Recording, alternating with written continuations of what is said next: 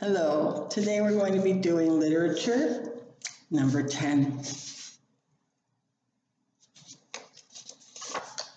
So let's read the instructions and then we'll talk about this a little bit.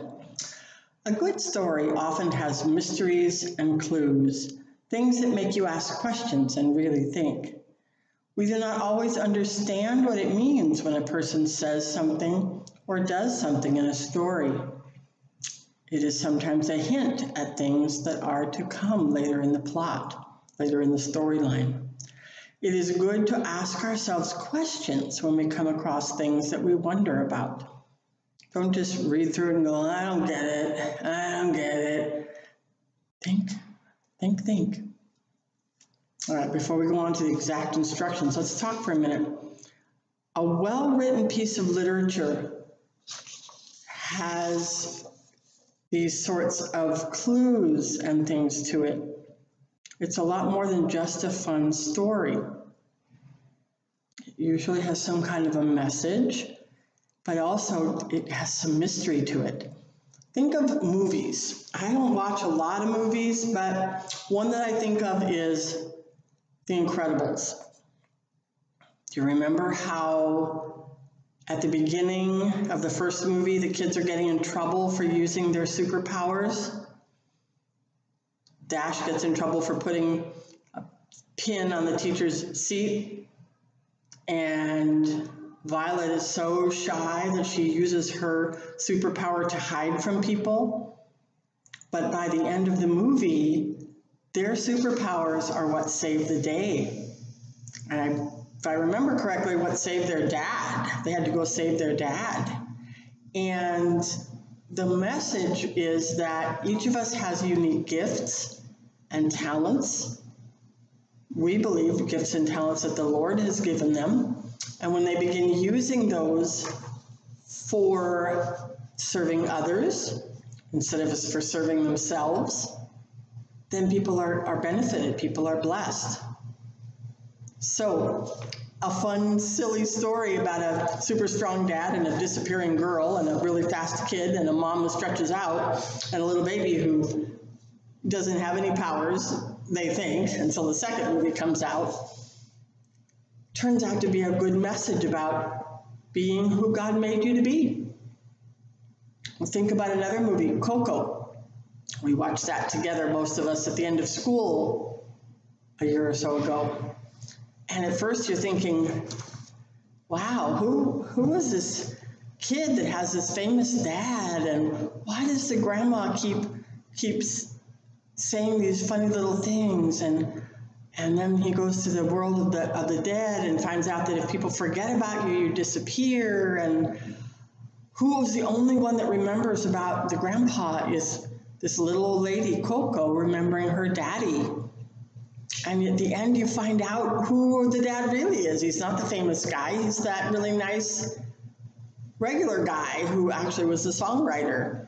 And so all along, there's clues. Now, if you go back and watch it a second time, you go, oh, I know why they're saying that, because later on, this is going to happen. Or, oh, I know why that happened, because then this is going to happen, and then this is going to happen. But when you're first watching it, you just have all these questions and you're just going, what's going on? Well, movies go by really, really fast. So sometimes you don't have time to think about them before the next thing happens and the next thing happens. But in a book, you have time to stop and ask yourself questions and then think, well, what do I think that might be? What do I think that might be about? Make predictions like we did in the last assignment. So, a well-written story also doesn't come right out and tell us things. It will hint at them and leave us asking questions to draw deeper meaning from the book. So let's see in the book what we might find things that are like that. So we're going to be on this page called Evaluating What You Read. And underneath it says, don't just read, really think about what you read. Yeah. So, instructions down here. I will do the first question and then write my guess as to the answer. So this is a question I had the first time I read this book. Then I will give you some more places to make a guess and some places to ask a question and make a guess. These questions come from chapters 1 through 4. So you need to have read chapter 4 before you do this page. So if you didn't really read chapter 4 for the last assignment, you just kind of went to the page numbers and found the answers, you won't get this if you don't have the whole picture of what happened in the chapter in your mind. Let's take a little break from here. Please, when something is assigned to you, you need to do it. You're at home. Sometimes maybe your parents are off in another room or busy. You're a big kid. You need to be honest and diligent. If I ask you to read something, read it. All right. You know who I'm talking to, some of you. All right, so in chapter 1, I'm going to read the first part right here. And I already did this one for you, so to show you what I'm talking about. In chapter 1, the question is, my question I'm asking myself as I'm reading chapter 1, why does Janie think so much about that blue willow plate? It's a plate, for heaven's sake. What's the big deal? Here's my answer. The book is called Blue Willow, so the plate must be important to the story somehow, but I'm not sure why yet. I know it belonged to her mother, so that makes it important, but why would a girl care so much about a plate? These are questions I'm asking myself. I'm going to guess that somehow the plate helps Janie get what she has always dreamed of having. And maybe my guess is because I've seen the end of the book, but I'm going to guess, maybe you would guess that maybe they are going to sell the plate and make a bunch of money. I don't know. I don't think you would sell something you loved as much as this plate, though, because she says it's like brothers and sisters to her, if she'd have some.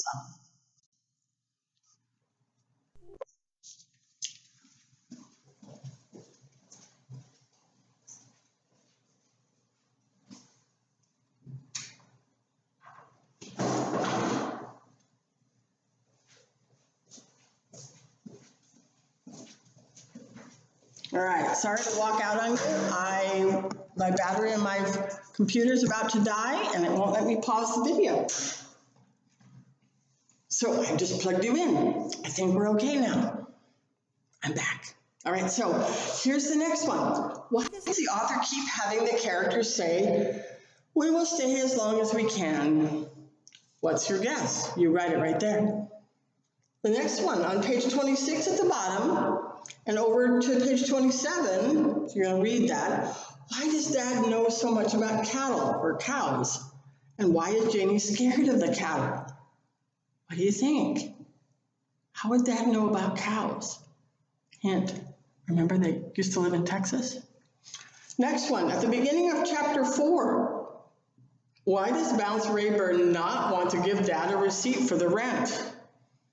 Hint, does Bounce own the shack that they're living in? What's your guess about why Bounce doesn't want to give a receipt, but finally Dad forces him to? Next one, read the section starting on page 57 near the bottom where Dad says, "Now what more could a body want?" In other words, could somebody want? And continue to the first two lines at the top of 59. So you're going to read bottom of 57, all of 58, and the first two lines on 59. This time you ask the question and give your guess. What do you think? What's something in there that you keep thinking, why is this happening? Why are they saying this? Something like that. Okay, so you can do the last two. You can read them. So you're going to write in there what your prediction is, your guess, your thought, your questions. Whenever you're reading a book, you should always be interacting with the book. You book, you book. Asking questions, making predictions, thinking about what things mean. Books, a good book doesn't come right out and tell you stuff. Like, let's say in a book there's a character named Carlos. The writer doesn't come right out and say, Carlos was an obedient and diligent little boy. The writer says, every morning Carlos got up and made his little bed. Then he went out and fed the chickens before his mother even had to ask him. He always made sure that the chickens had their water because he knew chickens would die without water. So what is the author telling us about little Carlos? That he's a diligent, obedient, helpful little boy. But an interesting book doesn't come right out and tell you things. And then maybe later on it might say, Carlos always wondered what was in the next village, but he'd never been there before. Somehow he had a feeling something important was in the village down the road. Something important to his future. Okay, so you're going, what? What's going on? What? So you're predicting, you're thinking, wow, maybe he'll meet somebody there. Maybe he'll find something there that'll make him rich. Maybe he'll meet some guy who he ends up saying, I want to do that when I grow up. Who knows? But you can be asking yourself and questioning and guessing and thinking as you read a book instead of just reading along. And when they say something like that, you go, because then when the point comes out, you're gonna miss it.